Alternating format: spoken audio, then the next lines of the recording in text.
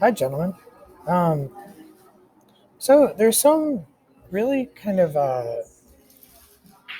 creative elements in this curatorial.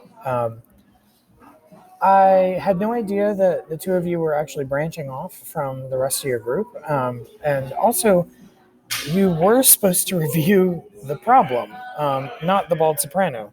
Um, but I mean, despite those kind of misgivings, I'm I'm intrigued by what you all are coming up with. I mean, uh, the some of the production plan is is really fun.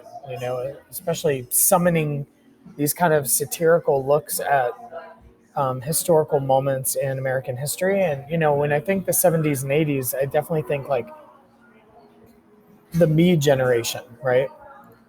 It was all about consumption and pretending that you're happy, and you're implementing elements of that, which works really well for what it is you're um, at least stylistically trying to get at. Now revisit your director statement. What are you actually wanting to say about the bald soprano, other than just it's absurd, right? Um, what is what is this type of staging specifically trying to communicate to an audience ultimately? Not just that life is absurd. I mean, are you conveying that? In your notes, you talk about identity and facelessness of identity.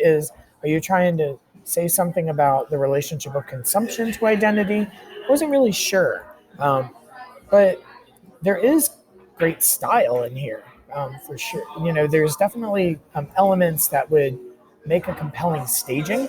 But I guess what I'm wondering is what truly is the message that you're making by juxtaposing this text with a production plan that is set in the '70s, '80s in a cookie cutter suburb, right? Um, make that a little bit more explicit, and I think then you would have something to stage. Uh, but the presentation itself was really fun, and there's a lot of creativity in the way that you all designed it. Now it just needs to have a rationale, so that's what I would work on. Good job.